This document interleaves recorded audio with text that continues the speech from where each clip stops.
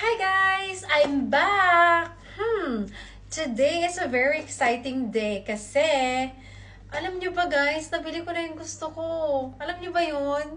Ang arte! Guys, may nagtitrending na naman kasi na bagong perfume ngayon. Alam nyo yun?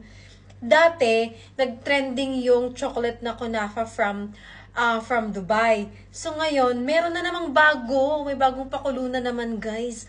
And this time, pabango siya. Oh my gosh. Grabe talaga. This perfume, I've seen this everywhere. Sa Instagram, sa TikTok, nakikita ko sila. At ang daming mga feedback na ang bango-bango daw talaga ng perfume na ito. So, syempre naman, di ba ako, I wanted to try it. I wanted to try this. So, yun na nga guys. Chinek ko siya sa online. The price is 69 Qatari Riyals. So, if I will buy it online, hindi ko siya matetest kung mabango ba talaga siya, kung swak ba talaga siya sa aking pang-amoy. So, ngayon, what I did is, I went to Souk and find this perfume. And find this trending perfume. So, yesterday, I went to Fanar shop in Souk. And yes, I found it. And, here it is. This is it, guys. Yes, this is the freaking perfume. Yes, this is the one. It's really, guys, a worth to purchase perfume. And take note, guys, the price is very affordable.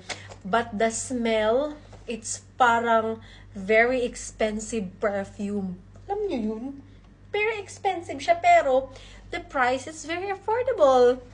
So this is it na guys. I don't want you guys to basta yun na yun. Bubuksan na natin to, okay? Actually, binuksan ko na to siya kasi I'm so excited kanina. So I opened it already. And ito na nga yun. Guys, the packaging pa lang so expensive na. And here, how it looks from inside. Grabe guys, ang sosyal, ang yayamanin ng perfume na ito. Lagayan pa lang. Tapos dito nakalagay sa side. At ito pala, ganito pala. Ayan. Princess of Arabia. O, diba? Princess of Arabia! Sana all! Yan. Tapos ganito siya sa front. Tapos ganito yung ano niya.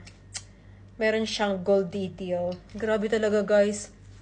This perfume really, it's a must to purchase. Grabe siya. Ang bango niya. As in, ang bango.